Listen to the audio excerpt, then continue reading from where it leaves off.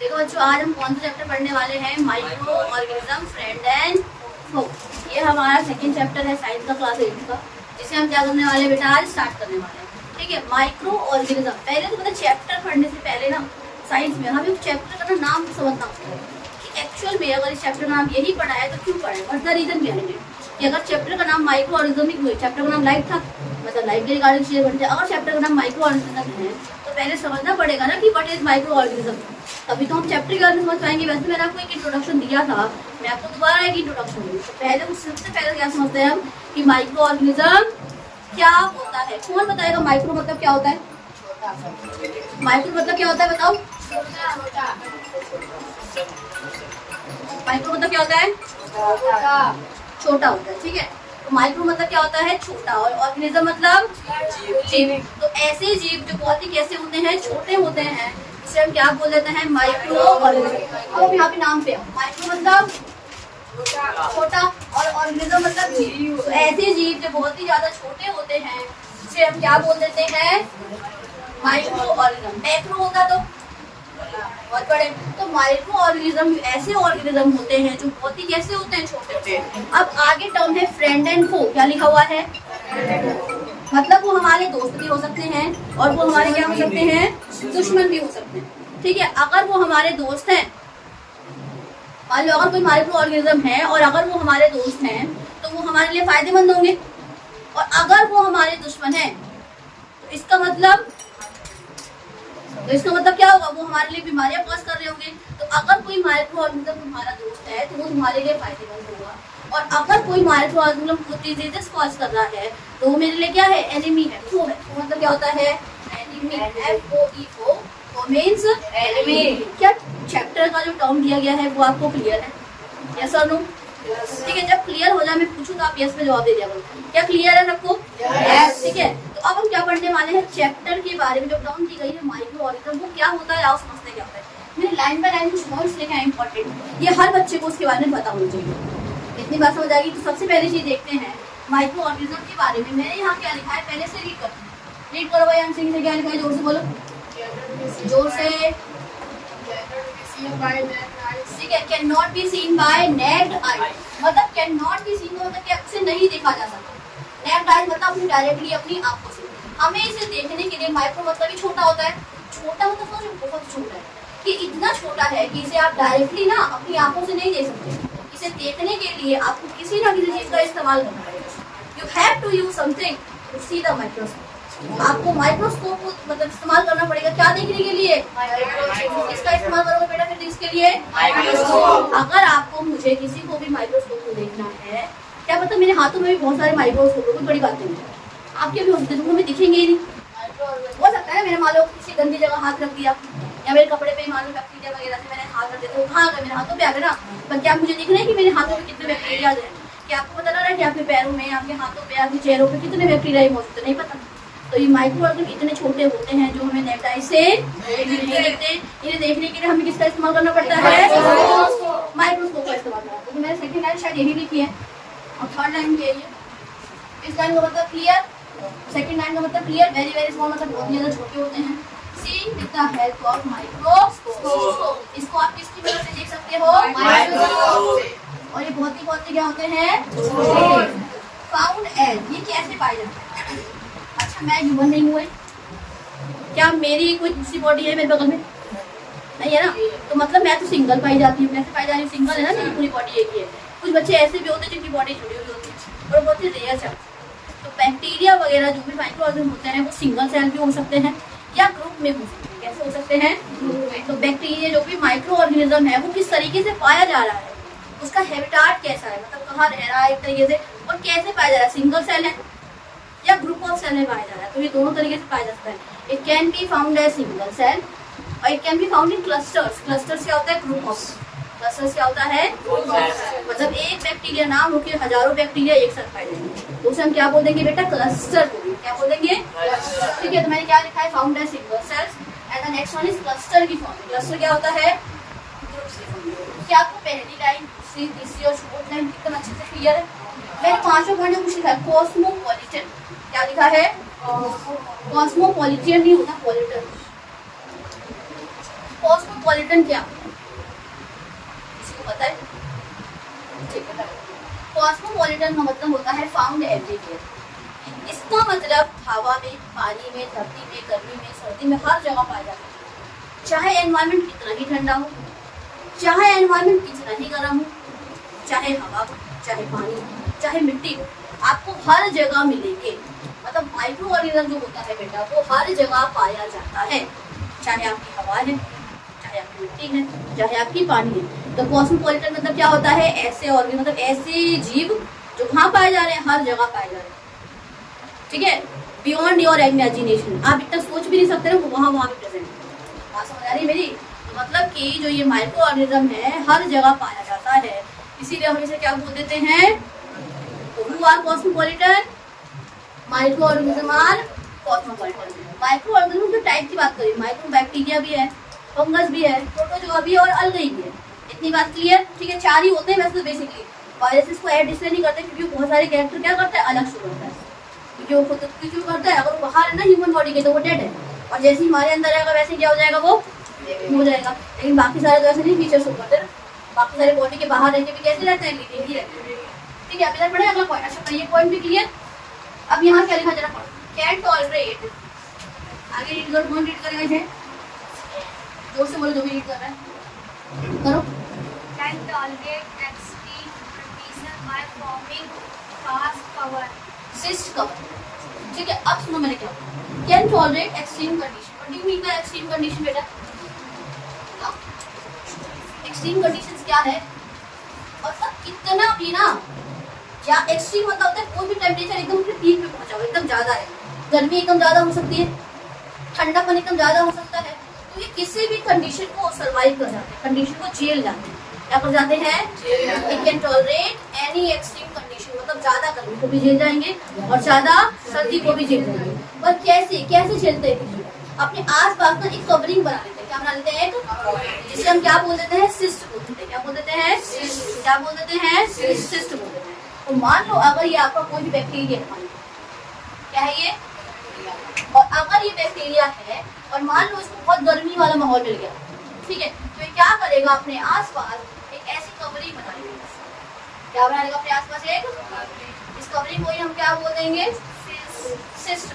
क्या बोल देंगे बेटा? ये तो इसके लिए अनफेवरेबल कंडीशन है ना, ज्यादा गर्मी मिलना, ज्यादा धूप मिलना, ज्यादा सर्दी मिलना, एक ऐसी कंडीशन है अनफेवरेबल। कैसी कंडीशन है? अनफेवरेबल। अच्छा, दो तरह की कंडीशन होती है, एक होता है फेवरेबल, एक होती है unfavourable. What do you mean by favourable? Favourable condition वो कंडीशन होती है जो मेरी ग्रोथ में हेल्प करेगी, मेरी ग्रोथ में रुकावट नहीं बनेगी। लेकिन अगर ज्यादा गर्मी है तो क्या बैक्टीरिया ग्रो करेगा? नहीं करेगा। थोड़ी गर्मी मिलेगी ना तो वो ग्रो करता है अच्छे से। तो बैक्टीरिया के लिए फेवरेबल कंडीशन क्या है? ज्यादा गर्मी या कम गर्मी? और अनफेवरेबल क्या है? तो ये अनफेवरेबल कंडीशन क्या बना ले रहा है? सिस्टम। ख्याल रखना, क्योंकि ज्यादा गर्मी मिलना या ज्यादा सर्दी मिलना उसके लिए कैसी कंडीशन है? अनफेवरेबल ही तो है। आपके मान लो पढ़ाई करते हैं, आपके पास लाइट नहीं है, मतलब रात हो गई है, लाइट भी नहीं है और गर्मी भी लग रही है, तो ये आपके लिए अनफेवरेबल कंडीशन है ना। अब मैं उसी टाइम पे आपको पंखा मतलब लाइट जला दूं, सब कुछ मिल जाए, तो क्या फेवरेबल कंडीशन हो गई ना। तो इसी को बोलते हैं फेवरेबल कंडीशन।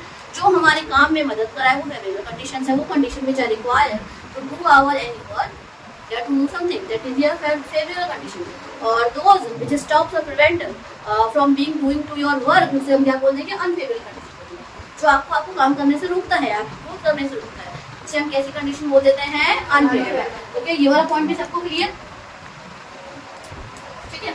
अब जैसे ही कंडीशन नॉर्मल हो जाती है, मान लो ज्यादा गर्मी में था, सिस्ट बना लिया था, अब कभी तो वो अपने नॉर्मल टेम्परेचर में मिलेगा उसको। तो जैसे ही उसे एक नॉर्मल कंडीशंस मिलती है बेटा, तो सिस्ट को तोड़ देता। क्या करेगा सिस्ट? अपने आप को बचाना थोड़ी ना किसी भी चीज से। पता है क्यों बनाता? क्योंकि ज्यादा गर्मी तो डायरेक्टली बैक्टीरिया को अटैक करना पहले सिस्ट के ऊपर है, समझे? सिस्ट में सारी गर्मी चीज आता है और अंदर उसे ऐसा फील होने नहीं देता बैक्टीरिया को, समझे मेरी बात? अब जैसे ही कंडीशन नॉर्मल हो जाती है, कंडीशन कैसे हो जाती है?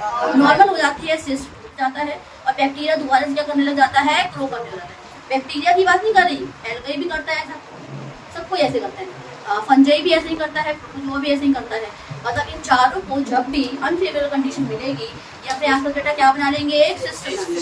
लेकिन जैसे ही कंडीशन नॉर्मल होगी, ये क्या करेंगे? उसको तोड़ देंगे। क्या कर देंगे? उसको तोड़ देंगे। और क्या वापस क्या करने लग जाएंगे? ग्रो और रिप्रोड्यूस करने लग जाएंगे। क्या करने लग जाएंगे? अगला देखो, अच्छा, तो यहाँ तक पॉइंट सबको क्लियर? कोई डाउट? मेरे ख्याल से तो नहीं होना चाहिए, सारी बात अच्छी होती है। अगला, ये यूजफुल और हार्मफुल दोनों है, तो ठीक है।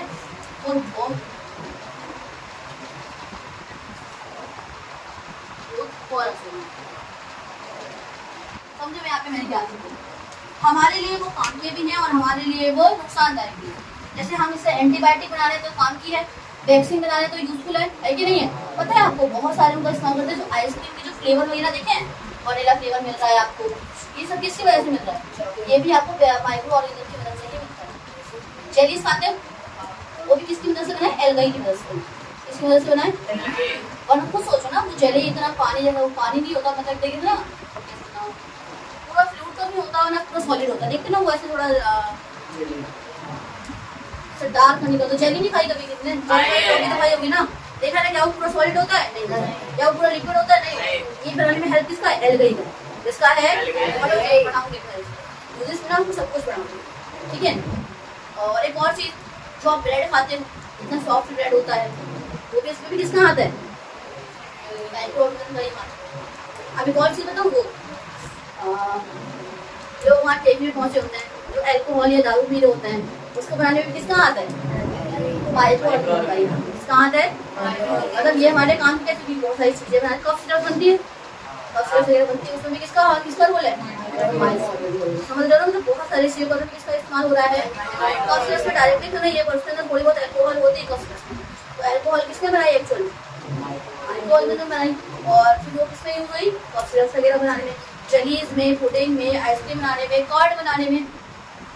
कर्ड बनाने में कौन सी बैक्टीरिया हाथ है बेटा?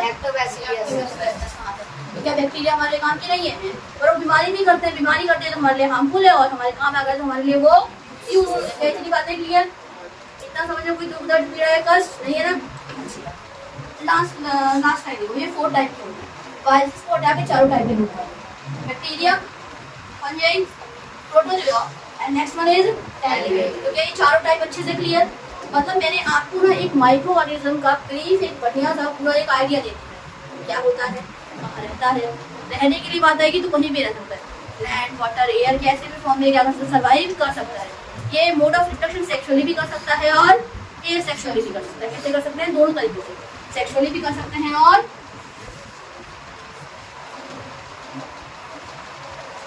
मेनली किससे करते हैं? मेनली ए सेक्सुअली करते हैं। मेनली किससे करते हैं? और कभी कभी किससे करते हैं? Sometime by, sometime sexually. इतनी बात समझ आ गई? इसे भी ऐड करना है। इतनी बात समझ आ गई? क्या इतना समझने में कोई दिक्कत है? थोड़ी सी भी दिक्कत है? ठीक है, तो मतलब ये वाली चीज अच्छे समझ आ गई कि नहीं आ गई बताओ मुझे? आ गई ना? तो हम नेक्स्ट वीडियो आप नेक्स्ट पढ़ने वाले हैं, ठीक है। तो हमने पढ़ लिया इंट्रोडक्शन, पढ़ ली माइक्रो ऑर्गेनिज्म की। अब सबसे पहला जो माइक्रो ऑर्गेनिज्म, जिसका नाम क्या है? बैक्टीरिया। क्या नाम है जिसका बेटा? बैक्टीरिया। इसके बारे में पढ़ने वाले हैं आप बैक्टीरिया। तो मेरा टॉपिक है माइक्रो ऑर्गेनिज्म, तभी क्या है सबसे पहले के बारे में पढ़ने वाले हैं, जो कि क्या है? बैक्टीरिया। क्या है बैक्टीरिया? पहले मेरे पास ये सारी बातें देखो, 4 चीज, ये और आपका एग्जाम्पल, आपको ये चीजें ना सब में आनी चाहिए।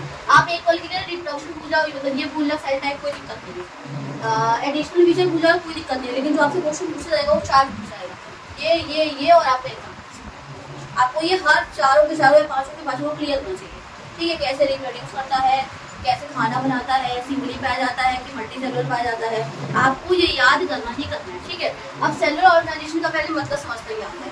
सेलुलर ऑर्गेनाइजेशन मतलब क्या है कि मतलब वो सिंगल पाया जा रहा है या फिर मल्टी सेलुलर है, कि एक उसका जो बॉडी टाइप है वो सिंगल सेल से बनी पड़ी है या फिर बहुत सारे सेल से। तो बैक्टीरिया कैसे होते हैं बेटा? यूनिसेलुलर होते हैं। कैसे होते हैं? यूनिसेलुलर होते हैं। अब इसका मोड ऑफ न्यूट्रिशन क्या? ये दोनों तरीके से न्यूट्रिशन करता है, मतलब खाना कैसे लेता है, खुद से बनाता है या किसी और से लेता है। तो कुछ बैक्टीरिया ऐसे होते हैं जो ऑटोट्रॉफिक न्यूट्रिशन करते हैं। अब ऑटोट्रॉफिक न्यूट्रिशन क्या होता है? ऐसा न्यूट्रिशन जिसमें क्या करते हैं, अपना खाना खुद बनाते हैं। और हेटेरोट्रॉफी क्या होता है? अपने खाने के लिए किसी और पे डिपेंड रहते हैं। इतनी बातें क्लियर? तो ये इसका दोनों तरीके से ऑटोट्रॉफिक भी है और हेटेरोट्रॉफिक है। कुछ बैक्टीरिया और बाकी बहुत मतलब ना 2% बैक्टीरिया क्या करते हैं, अपना खाना खुद बनाते हैं, और 90% है वो क्या करते हैं, किसी और पे डिपेंड रहते हैं। तो जो अपना खाना खुद बनाते हैं उसका मैंने एक एग्जाम्पल लेते हैं, ताकि ना आप कंफ्यूज ना हो कि मतलब इसका एग्जाम्पल क्या है। इसका एग्जाम्पल आप याद करेंगे। ऑटोट्रॉफिक न्यूट्रिशन वाले बैक्टीरिया का एक एग्जाम्पल है जिसका नाम क्या है? साइनोबैक्टीरिया। क्या नाम है? साइनोबैक्टीरिया। इसी का दूसरा नाम क्या है ब्लू ग्रीन एल्गाई। क्या नाम है इसी का दूसरा? Blue green algae. क्या इतनी बातें क्लियर? मैंने बोला कि जो बैक्टीरिया होते हैं वो दोनों तरीके से न्यूट्रिशन कर सकते हैं, ऑटोट्रॉफिक भी और हेटेरोट्रॉफिक भी। ऑटोट्रॉफिक न्यूट्रिशन क्या होता है? अपना खाना खुद बनाना। और हेटेरोट्रॉफिक क्या होता है? खाने के लिए। तो ऑटोट्रॉफिक का मैंने आपको क्या एग्जांपल बताया? साइनोबैक्टीरिया बताया। क्या बताया बेटा मैंने इसका एग्जांपल? ठीक है। अब ये रिप्रोडक्शन कैसे करता है? अब दो तरीके की रिप्रोडक्शन होता है, सेक्सुअल और एसेक्सुअल। जिसमें दो पेरेंट की नीड होती है वो होता है सेक्सुअल रिप्रोडक्शन। इसमें एक ही पेरेंट डिवाइड करके नए मतलब ऑफस्प्रिंग को जन्म दे देता है, उसे हम क्या बोलते हैं? एसेक्सुअल। तो बैक्टीरिया कैसे करता है डिवाइड? एसेक्सुअली करता है। उसे किसी पार्टनर की जरूरत नहीं है, वो सिंगल ही अपने आप को डिवाइड करके 5 मोड थे ना, फ्रेगमेंटेशन, बर्डिंग, ये सब याद है कि नहीं? याद है? सेकंड क्लास में पढ़ा होगा। रिप्रोडक्शन के भी एसेक्सुअल के टाइप से बर्डिंग था, फ्रेगमेंटेशन था, फिशन था, है ना? सही है ना? सारे स्पोर फॉर्मेशन था। तो बैक्टीरिया जो करते हैं मेनली एसेक्सुअल करते हैं, और वो भी कौन से तरीके से? अभी और भी तरीके होते हैं, बड़ी क्लास में पढ़ोगे, ट्रांसडक्शन, कंजुगेशन, ये सब पढ़ाया जाएगा। लेकिन एक के बेसिस पे आपको पढ़ना है कि बैक्टीरिया कैसे डिवाइड करते हैं, बाइनरी फिजन के उससे करते हैं। अगला देखते हैं इसका सेल टाइप क्या है। मतलब देखो सेल पढ़ा था 7th क्लास में, उसमें क्या था? दो तरीके के सेल थे on the basis of their nucleus. ठीक है, पहला क्या सेल था? प्रोकैरियोटिक, और दूसरा क्या था? यूकैरियोटिक। प्रोकैरियोटिक कौन होते थे? जिनका न्यूक्लियस एकदम अच्छे से होता था, मतलब वेल डिफाइंड न्यूक्लियस उनके पास होता था। जैसे मान लो अगर ये आपका सेल है, तो सेल के अंदर जो ये न्यूक्लियस है ऐसे पूरा कवर रहेगा अच्छे से, तो ये यूकैरियोटिक सेल है। और जिसके अंदर ऐसा नहीं होता उसे हम क्या बोल देते हैं? प्रोकैरियोटिक सेल होता है। जिसका न्यूक्लियस वेल डिफाइंड होता है, अच्छी खासी मेम्ब्रेन होती है उसके ऊपर, उसे हम क्या बोलते हैं? यूकैरियोटिक। और जिसकी वेल डिफाइंड न्यूक्लियस नहीं होता उसे हम क्या बोल देते हैं? प्रोकैरियोटिक। तो बैक्टीरिया के पास न्यूक्लियस वेल डिफाइंड नहीं होता, इसीलिए वो कैसे होते हैं? प्रोकैरियोटिक। कैसे होते हैं बेटा? अगर मैं सेल टाइप पूछूं न्यूक्लियस के बेसिस पे, तो ये कैसे हैं? मतलब वेल डिफाइंड न्यूक्लियस इनके पास नहीं। इसकी बात समझ आ गई? थर्ड देखो, हैबिटाट। सिंपल है, जिसमें भी हैबिटाट है क्या? एवरीवेयर, क्योंकि सारे माइक्रोऑर्गेनिज्म हर जगह पाए जा सकते थे। चाहे आपका प्रोटोजोआ है उसमें भी एवरीवेयर लिख दो, बैक्टीरिया उसमें भी क्या कर दोगे? एवरीवेयर। लैंड, एयर, वाटर, ये सब लिख दो। ठीक है, अगर कोई तुमसे पूछे कि प्रोटोजोआ का हैबिटाट बताओ, तो क्या बोलोगे? Everywhere, in land, in water, in air, in extreme conditions, सब जगह पाया जाएगा। बात समझ आ गई? अब इधर देखो, इसके एग्जांपल देखते हैं। एस्केरिया कोलाई, क्या नाम है इसको? और शॉर्ट में क्या लिख देते हैं? E coli. क्या लिख देते हैं बेटा? E dot coli. अगला देखो, लैक्टोबैसिलस एसिडोफिलस। नॉर्मल हम इसको लैक्टोबैसिलस भी कह देते हैं। इसका कोई एक यूज बताएगा? हाँ, मिल्क से क्या बनाने में? कर्ड बनाने में। कौन से बैक्टीरिया का हाई रोल है? ठीक है। अब इसके एडिशनल फीचर की बात करते हैं। किसकी बात करेंगे आप? बैक्टीरिया के एडिशनल फीचर्स की बात करते हैं। देखो, इसके ऊपर ना एक सेल वॉल होती है। एडिशनल फीचर समझने के लिए ना हम पहले डायग्राम समझना पड़ेगा। क्या समझना पड़ेगा पहले? आप समझना है। ये बैक्टीरिया है, बैक्टीरिया पर से कवरिंग दिख रही है आप लोगों को? ये क्या है? सेल वॉल है। क्या है ये? ये ना एक स्पेशल प्रोटीन से मिलकर बनी होती है। किससे बनी होती है? एक स्पेशल प्रोटीन से बनी होती है, जिसका नाम क्या है बेटा? पेप्टिडोग्लाइकन। क्या है? पेप्टाइडोग्लाइकन। क्या नाम है? मैंने बोला जो इसके ऊपर की जो ये कवरिंग है, जिसे मैंने सेल वॉल बोला है, वो एक स्पेशल प्रोटीन से मिलकर बनी पड़ी है, जिसका नाम क्या है? Have cell wall made up of special protein called as peptidoglycan. कोई दिक्कत नहीं है ना? अंदर देखो, इसके पास डीएनए होता है। जैसे हमारे पास डीएनए होता है ना, हमारा डीएनए तो देखो बेटा ऐसा होता है, हमारा डीएनए डबल स्ट्रैंड होता है। लेकिन इनका डीएनए सर्कुलर है। कैसा इनका डीएनए? तो देखो, बैक्टीरिया के पास भी डीएनए होता है, लेकिन सर्कुलर होता है। कैसा होता है? जिसे हम क्या बोलते हैं? प्लाज्मिड। तो what is plasmid? Circular DNA in bacteria is called plasmid. तो प्लाज्मिड क्या है? वो भी एक डीएनए है, लेकिन शेप कैसी है उसकी? सर्कुलर। तो अगला पॉइंट देखें, सर्कुलर डीएनए है प्लाज्मिड का, और इसके पास राइबोसोम्स भी होते हैं। क्या होते हैं? राइबोसोम क्या करते हैं बेटा? बताओ जरा। प्रोटीन बनाने का काम करते हैं। क्या बनाने का काम करते हैं? प्रोटीन। देखो, बैक्टीरिया के पास एक तो क्या है? राइबोसोम है, और क्या है? डीएनए। देखो, डीएनए भी कैसा है? सर्कुलर। इसका मैंने क्या नाम बोल दिया? प्लाज्मिड। उसके अलावा बैक्टीरिया के अंदर कोई सेल ऑर्गेनेल पाई नहीं जाती। चाहे तुम माइटोकॉन्ड्रिया की बात कर लो, ठीक है, चाहे आप वैक्यूल की बात कर लो, चाहे आप क्लोरोप्लास्ट की बात कर लो, इसके पास कुछ भी नहीं पाया जाता। इसके पास सिर्फ क्या दो चीजें हैं? ये नो सेल ऑर्गेनेल प्रेजेंट। क्या लिखोगे इसके पास? No cell organelle present except क्या क्या पाया जा रहा है? राइबोसोम पाया जा रहा है, और क्या पाया जा रहा है, सर्कुलर डीएनए पाया जा रहा है।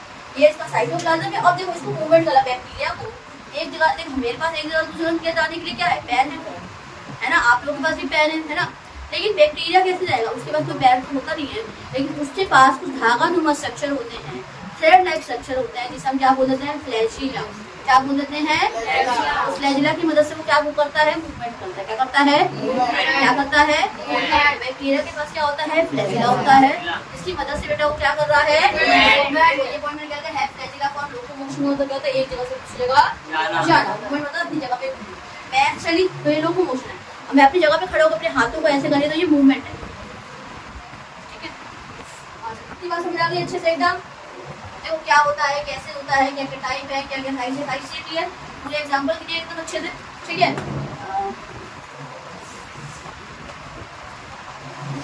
तो बेटा देखो हमने बैक्टीरिया का इंट्रोडक्शन पढ़ लिया, कहाँ पाया जाता है, कैसे रिप्रोडक्शन करता है, कैसे रेस्पिरेशन करता है, सब कुछ पढ़ लिया एवरीथिंग। अब पढ़ना है बैक्टीरिया की क्लासिफिकेशन के बारे में। क्लास 8 के रिस्पेक्ट से आपके लिए सिर्फ यही बात समझ आ गई। इसमें क्या इंपॉर्टेंट है, बस ये नाम पर मैं आपको डिटेल करा रही हूँ, उसमें सारी चीज़ें लिखती हैं। इंपॉर्टेंट में क्या आता है, पेपर वगैरह में क्या आता है, ये आता है, और इसमें भी सिर्फ ये पूछता है। बात समझ आ गई। पर पढ़ना क्या है, सारा डिटेल पढ़ना है, इसलिए मैंने क्लासिफिकेशन बता दी कि किस किस बेसिस पे हम बैक्टीरिया को डिवाइड कर सकते हैं। तो क्लासिफिकेशन ऑफ बैक्टीरिया, सबसे पहला बेसिस हमने क्या लिया है, on the basis of shape. Shape मतलब दिखने में कैसा है, फूल है, कॉमा जैसा है, रेक्टेंगुलर है, कैसा। On the basis of shape bacteria 4 तरीके के, कितने तरीके के होते हैं, 4। ये बैक्टीरिया के नाम है, कोई बैक्टीरिया क्या नाम है, कोकई, विब्रियो, बैसिली एंड स्पाइरला। क्या क्या नाम है, दोबारा रिपीट करते हैं, कोकई, विब्रियो, बैसिली एंड स्पाइरला। मेरे साथ प्रोनाउंस करो दोबारा से, कोकई, विब्रियो, बैसिली एंड स्पाइरला। चारों नाम को प्रोनाउंस करने आ रहे हैं अच्छे से, ठीक है। अब इसकी शेप देखते हैं। जो कोकई बैक्टीरिया होता है उसकी शेप स्फेरिकल होती है, कैसे होती है बेटा, ऐसे सिंगल भी पाया जा सकता है, ये ऐसे ऐसे चेन में भी फॉर्म में पाया जा सकता है, ठीक है। ऐसे ब्रांचिंग भी हो सकता है, मैं बता रही हूँ कैसे पाया जाता है, सिंगल भी पाया जा सकता है, ऐसे एक शेप चेन भी पाया जाता है, और ब्रांचिंग भी हो सकता है। कॉमा शेप, ये कैसा है, कॉमा शेप। कॉमा शेप कैसा होता है, ऐसा होता है, कुछ इस शेप का होता है, समझ आ गई। ये कॉमा शेप का बैक्टीरिया, कैसा बैक्टीरिया है, कॉमा शेप का। ये रॉड शेप का होता है, कुछ इस तरीके इस शेप का होता है, शेप का होता है। और इसके पास फ्लैजिला हो भी सकता है, और फ्लैजिला इसके पास गारंटीड होता है। इनमें किसी किसी के इसके पास फ्लैजिला हो भी सकता है और नहीं भी हो सकता है, लेकिन इसके बाद को ऐसा करता है। ये रॉड शेप दिख गया, ये क्या है तुम्हारा, कैसा बैक्टीरिया, ये बैसिली है। कौन सा बैक्टीरिया है, अगर कोई तुमसे पूछे बैसिली बैक्टीरिया की शेप क्या है, तो क्या शेप है, रॉड शेप। रॉड शेप वाले बैक्टीरिया का नाम बताओ तो बैसिली या बैसिलस बोलते हैं। ये बैसिली एक के लिए बोलते हैं, और बैसिलस ऐसी ये विब्रियो है, ये कोकई और कोकस होता है। कोकई और कोकई सिंगुलर के लिए, और कोकस बहुत सारे के लिए इस्तेमाल करते हैं, कंफ्यूज मत हो। अगला क्या है, स्पाइरल। स्पाइरल शेप है, स्पाइरल कैसा होता है, ऐसे ऐसे नहीं देखा, ऐसे स्पाइरल जैसा, या तुम उसको ऐसे ऐसे भी समझ सकते हो, ऐसे ऐसे। ये स्पाइरल है, क्या है ये, तो स्पाइरल। अच्छा स्पाइरल नोटबुक नहीं आती जिसमें ऐसे मुझे लगा पड़ा रहता है, स्पाइरल नोटबुक है अभी यहाँ किसी पे, हाँ देखो, तो कैसा लग रहा है देखने में बेटा, ऐसे ऐसे ऐसे ऐसे दिख रहा है, तो इसको स्पाइरल नोटबुक कहते हैं ना, तो कुछ ऐसे ही शेप का, ठीक है। देखो उसको लिखा भी होगा स्पाइरल नोटबुक, ठीक है। हो जाए, इसका एग्जांपल क्या हो जाएगा, स्पाइरला। स्पाइरल शेप वाले बैक्टीरिया को बोलते हैं। इसका एग्जांपल क्या है, स्पाइरलम वॉल्यूटस। क्या नाम है, स्पाइरलम वॉल्यूटस। बोल मेरे साथ, स्पाइरलम वॉल्यूटस। एग्जांपल क्या है स्पाइरला वाले, स्पाइरल शेप वाले का, स्पाइरलम वॉल्यूटस। प्रोनाउंस करना आना बहुत इंपॉर्टेंट है, ठीक है। अब इसमें देखते हैं, ये बैसिलस है, रॉड शेप का। इसके हम 2 एग्जांपल है, ई कोलाई, एस्केरिया कोलाई। ये ई कोलाई शॉर्ट में मैंने थोड़ी देर पहले बताया था। और एक और क्या है, Salmonella typhi. Salmonella typhi, pronounce करो, सैल्मोनेला टाइफी। क्या बोलेंगे, सैल्मोनेला टाइफी। अगला देखो, विब्रियो है, कॉमा शेप का एग्जांपल है, विब्रियो सही है, Vibrio cholerae, Vibrio cholerae, Vibrio cholerae. First का देखो, cocci spherical shape, Streptococcus pneumoniae, Streptococcus pneumoniae, Streptococcus pneumoniae. Pneumonia, pneumonia नहीं निमोनिया, यहाँ पे निमोनिया होता है किसी होता है, निमोनिया है, निमोनिया बोलो, निमोनिया बोलो। हाँ, ठीक है, ये एग्जांपल याद हो गई, इंपॉर्टेंट है बेटा, तुम्हें याद ही आता है। अब देखो on the basis of mode of nutrition, खाना कैसे लेते हैं, खुद से बनाते हैं या किसी और से लेते हैं, उसके बेसिस में कितने तरीके के होते हैं बेटा, ये कौन कौन से, ऑटोट्रॉफिक और ऑटोट्रॉफिक का एग्जांपल क्या बताया था मैंने, साइनोबैक्टीरिया, जिसका दूसरा नाम क्या था, ब्लू ग्रीन साइनोबैक्टीरिया। और हेटेरोट्रॉफिक में जितने भी बैक्टीरिया और डिजीज कॉजिंग एग्जांपल है, और डिजीज कॉजिंग बैक्टीरिया, मतलब जितने भी बैक्टीरिया बीमारी पैदा करते हैं ना, वो सारे मेरे हेटेरोट्रॉफ का एग्जांपल है। इसका एग्जांपल है वो सारा, ठीक है।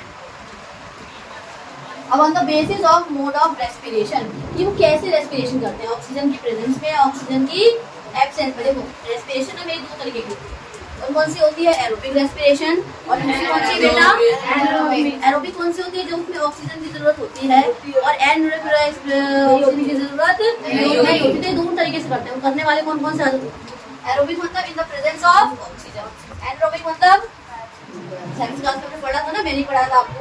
इसका एग्जांपल है एक्टिनोमाइसिस, क्या नाम एग्जांपल है इसका, एक्टिनोमाइसिस, ACTINOMYCES, एक्टिनोमाइसिस। दोस्तों मेरे साथ एक्टिनोमाइसिस। अगला एग्जांपल क्या है, माइकोबैक्टीरियम, क्या है, माइकोबैक्टीरियम, स्पेलिंग क्या है, MYCO, या थोड़ा मतलब थोड़ा सा गल लिखा है, इसलिए बता देंगे MYCOBACTERIUM, माइकोबैक्टीरियम।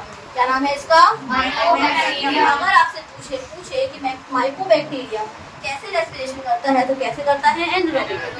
अगर आपसे कोई पूछे एक्टिनोमाइसिस कैसे रेस्पिरेशन करता है, तो एरोबिक रेस्पिरेशन करता है। इतनी बातें क्लियर, क्या आपको टाइप वगैरह समझने में कोई दिक्कत, आज हमने पढ़ा है माइक्रो ऑर्गेनिज्म का इंट्रो, ये क्लियर अच्छे से, बैक्टीरिया के बारे में पूरी डिटेलिंग कर ली एकदम अच्छे से, क्लियर, सबको क्लियर।